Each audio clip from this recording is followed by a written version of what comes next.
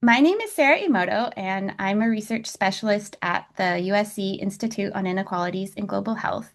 And I'm here today with our youth researcher extraordinaire, Kaden Umaña, to talk about their incredible zine titled Youth Perspective, Sexual Health, Rights, and Pleasure.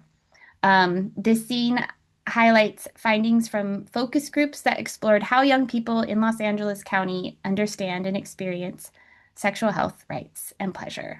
And Kaden, I'm so glad we get to chat about this. And I think just for a little bit of context for folks, Kaden has been involved in this research from the very beginning, helping us develop the focus group guide questions, leading the focus groups, coding and analysis. And then, Kaden, you had this incredible idea to turn the findings into a zine. And so, my first question to you is why did you choose a zine as the medium that you wanted to communicate these findings back to young people? Such a great question. I'm actually so excited to talk about this because I love zines and I currently do, but I have also like for about the last year now been organizing for the zine community based in Los Angeles. And I thought it was a really good and natural fit to put something like this into a zine because of zine's history in terms of disseminating information, especially for the US, which is like the main context I can speak to as somebody that was like born and raised in America. Zines and like zine communities within the United States have very much had a history of using zines as a tool for empowerment and education and publicizing important information related to very specific communities, whether that's been the Asian American community or the African American community. Various different kinds of communities throughout history have utilized zines as a way to put very important and crucial information to spread through and like to spread to and throughout their communities, as well as to like other like communities or allied communities that care about the sort of struggles or active issues that those communities have been dealing with or publishing communities have been dealing with while making zines. So I thought in terms of making research accessible and putting this kind of thing in something that would be, or putting this information in a vehicle that would be very accessible and very easily approachable to any kind of layman who is maybe not affiliated with research or doesn't know how to read research. I thought this was a really great tool just because of that history that it already has as like an art form. Wow, I just learned so much about zines. Thanks for that. You're welcome. Um, and so the next question is thinking about your engagement in all of the other phases of the research, which Mhm. goes back over a year now. Um, how did your participation in leading the focus groups, doing the coding, et cetera, inform your approach to the zine, both in Mhm. the story you wanted to tell and like what you wanted the illustrations to capture? Absolutely. I think being really close to the research as an artist was a very unique opportunity. I think a lot of the times when art and research come together, at least from what I have like personally seen, it's not always like active research. It's not always like research in the moment that is actively happening. It's maybe more of like a retrospective on like historical or archived information. And so I think that really provided me with the opportunity to like make this research feel a little bit more alive when I was translating it into art and being able to follow the research throughout the entire way and understand both like the intention behind doing this research, but also being able to have that very close interaction with the participants of this research to really get a understanding of both sides, who is doing this and why, and also like who is this for and like why do they need it. And I think that was information that I tried to incorporate into the zine as much as possible, with a lot, if not all, of my images being inspired by things that especially came out of the focus groups, but also came out of the like constant conversations that we would have as a research group in terms of like why we're doing this research and the things that matter behind why this research is needed. I think those elements were really what drove the visuals that I decided upon for this zine. And I don't think that the zine would have came out the same way if this was something that I was looking at as like past research, as if I was like in the future looking back on this research in the past. So I hope that answers that fully.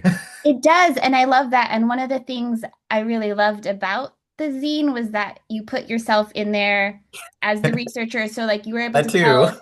tell the story of the research, but also your story and your perspective from Hmm. doing the research. Um, Absolutely. and so building off of that, Hmm. and I think you touched on this a little bit, but maybe you can go into a little bit more.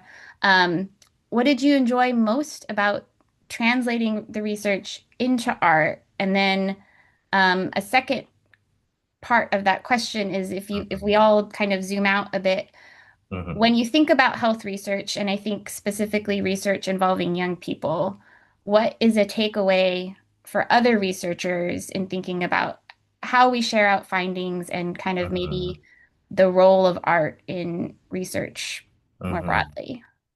Absolutely. I think to start with the first part of that question, I think what I liked the most was being able to put the participants in the research in a very humanistic way, without having to like expose their identity or like discard anonymity. I was able to take a lot of the information and encounters from them and like put that into the zine. And I think that does something that is not only like grounded in the reality of the research and why it's so important, but I think that's also a really great way to make other people care about research.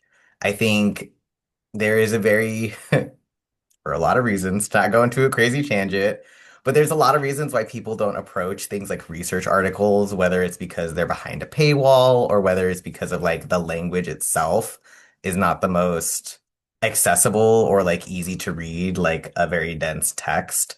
I think being able to translate those things into a zine made it a lot more human and maybe trivial is not the right word, but made it feel like a more day-to-day thing in terms of like how this research impacts people.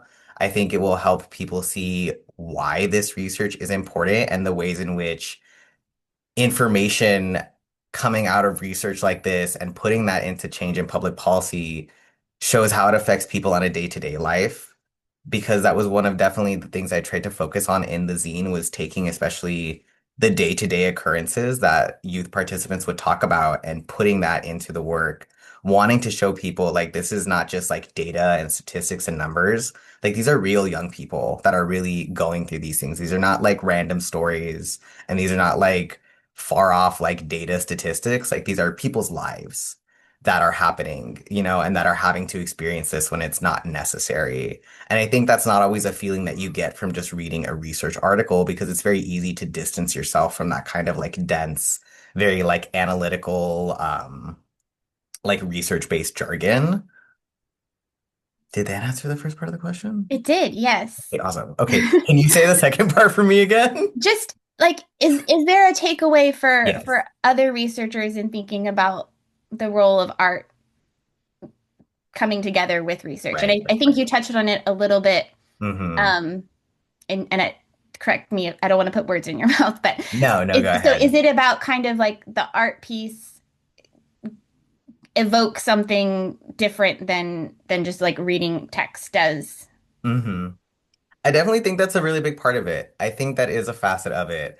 I also think that, and given there, it's a whole other critique to criticize how accessible art is to the populace, but I do think people ingest art and art-based media a lot more than they do research-based media. And if it is important to a study to get its findings out to a wide audience of people so that like the culture or the society can understand the value of this research, it has to be very palatable to a lot of people.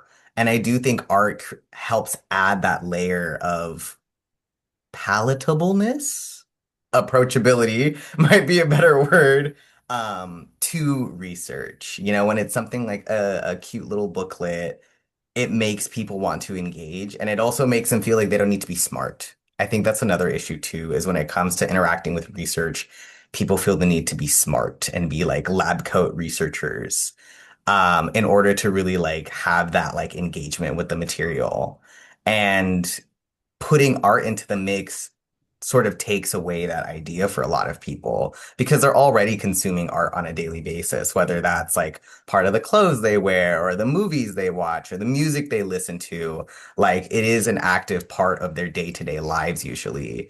And I think adding or marrying art and research can help bring the information, the crucial information as well, because I feel like especially recently, there's been so much like crucial and important research coming out that I've been reading, but then I'll talk to friends and family and they don't really know that that's happening and they're not really going out of their way to find that information. I think using art to bring that more so into the cultural zeitgeist or a person's daily life can also help better inform them of all of these topics, all of these things, all of this research that happens at the same time. I love that explanation. Thank you. So my last question is just what did this project mean to you? Oh my gosh. It meant so many things. It meant so many things. I mean, both on like a personal level, but also like on a, I guess, like ethical, moral level. I felt like this topic, like this research topic was so important. And especially in the current political climate, especially for the whole of America. I mean, the rest of the world as well, but I was especially thinking more of like in context of the United States, where there is such a wide disparities, especially depending on where you come from, the kind of health, like access to healthcare that you're able to have. And that's very disheartening to me. It's very sad. I love being from California, but at the same time, it's like this self-awareness of like, well, I can't leave California if I want to maintain my safety. And that's not fair. And that's very upsetting because not that I'm married to California, but I wouldn't, maybe I'd want to go see what's happening in Arkansas. Like maybe I'd be down to find that out one day, but like if I can't access my healthcare and I can't like have basic respect for like my personhood in Arkansas, then I'm obviously not going to go there because why would I? So I think like having this research and the hopes that this research would not only do something to affect the local area, but hopefully also because of the way that like politics works and California politics having the ability to affect the nation's politics as well. I was hoping that this would be something that would kind of be able to evolve and grow past California's boundaries and into other states, and especially states where some of this access is limited so that safe spaces can arise across the United States um, for various kinds of people. And then can you restate the question again? Just what did Oh, the like what project did it mean to mean to you? me? Okay. Okay, so I would say like that's the first part. I just wanted to make sure that I wasn't going on like too crazy of a tangent. But I would say that's the first part. But I also think another thing that I really loved about bringing the zine into this, and this is something I can't speak to how like researchers have historically viewed this, but as an artist, like the arts and being an artist, despite the fact that arts are very important and like very big touchstones in terms of like culture, um, in terms of like a practice or a field or like even a craft, like arts are still very much like undermined in a lot of different ways. And especially as somebody that went to a research one institution for their undergrad, it was really crazy to feel the ways in which that happened also on like an institutional level. Especially because it's always been apparent, I think, to artists, or more so to artists than I think to people historically within the STEM field, that these two things go together very naturalistically. Art is very much research and how it functions. It is very much this process of having this idea or having this thesis and trying it out and seeing how that goes, seeing how other people respond to it, and then trying it again and again and again and again. And that's how we've gotten refinement within different art disciplines is taking this and doing it again and again and again. And some art forms quite literally need science as well and need scientific research. Things like crafting your own paints and things like making pigments or making glazes. Like these things are chemistry, they become science. And I think being able to bring arts and science together in this to really show how compatible they are was also very important for me as an individual because I do think that is kind of the future of things is letting these two cousins come together because in my mind they are cousins. And especially once you see people beginning to make art in relation to like technology or AI, I think it only becomes more and more apparent to see the ways that these two have always been kind of related and have always had overlap, even though they've presented themselves in very different ways. And so I think that was a really big personal accomplishment for me as well, which I loved. Um, but I think also as somebody that comes from LA and I needed to rely on non-traditional avenues, we can say, to gain access to healthcare that I've needed. I also wanted this to have a very big local impact because I grew up here. Like I am very much aware that as much as I love living in the city, there's a lot of issues, especially for young children or for young people here. There's a lot of issues in regards to safety, in regards to policing, in regards to health and wellness and all of these things and creating a space where we're focusing on what young people are saying about their experiences is something that I feel like hasn't happened in this city for a very long time or doesn't happen consistently across like Los Angeles or LA County. And I also think that having the chance to work on a project in which I am allowing young people from all over the county to say their piece on how these things are affecting them, I also think was very important. And hopefully, with the hope that this comes back around to change like local policy, especially, but um, hope of like national policy. Um, I wanted that involvement. I was very tired of growing up and needing to have to like find secret passageways to get access to the things I need. I think it's very ridiculous, and I think it stops young people from having their adolescence, especially here in a city where it's like they should be allowed to enjoy those sorts of things. I think it was also just like a personal moment for me in terms of that as well, and like having this sort of maybe not like therapy, but this sort of like retribution of like being able to create things that I didn't get to have access for or that I didn't get to have access to, but hopefully creating that so that other young kids get to have access to it too. Because kids don't stop growing up here. And especially that's something that I've continued to notice as I've come back post grad and I've began to work with young people and young adults and like teenagers and like older older children, like tweens, is that like these issues really haven't changed. They haven't gone anywhere and they've continued to persist. Um, and it's been frustrating. It was very frustrating when I first came back was like seeing the ways in which some of these issues that I was so used to dealing with as a child have not really gone anywhere, even though it's been like 10 years. They haven't really gone anywhere. And I think wanting to create that change because clearly the local government was not going to do that. You know, clearly the local government, in my eyes, has not done that for one reason or another whether it's the mayor or it's like a local council representative, those changes in that information and centering youth perspectives like that is still something that doesn't necessarily happen on a wide scale in terms of policy and everything. The spaces you do find it are the spaces where people make it for themselves.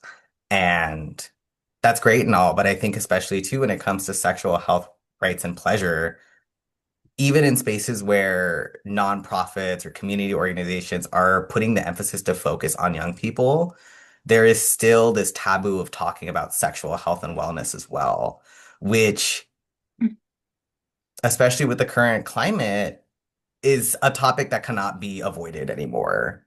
And I think also being able to do research that is specifically about that is hopefully getting, well, with my hope is to get people to open up and have these conversations more and to have the courage to talk about these things in relation to youth, but also to let young people talk about these things and how they're experiencing these things because they don't stop. But even still today, I've noticed that like even within my own family, like one of my aunts, even still like isn't necessarily having conversations about sexual health rights and pleasure with her own daughter, despite the fact that my cousin is becoming a teenager and is going to need that information. I think it was also just about hopefully bringing courage to have these conversations and destigmatizing the value behind these conversations, that these aren't perverted conversations to have with your teenager, and these aren't wrong or bad things for a teenager to be thinking about because they're going to need them for the rest of their life. They're going to need them now, but let alone for the rest of their life as well. Um, and yeah, those are like all of the reasons that this was very important to me and why I was very grateful to be able to work on this project and just bring all of these different elements. Because I've never really stopped thinking about all these different things. And this opportunity just felt like the right time to sort of clump them all together and, make them work, make them fit, make them be happy. Thanks for that. That is such great insight, and it's so cool to hear you talk about being able to bring all those things together, and you did bring them all together. And I think it's great for people to be able to hear from you with your perspective as the researcher and the artist who created this incredible zine. So thank you, Kaden.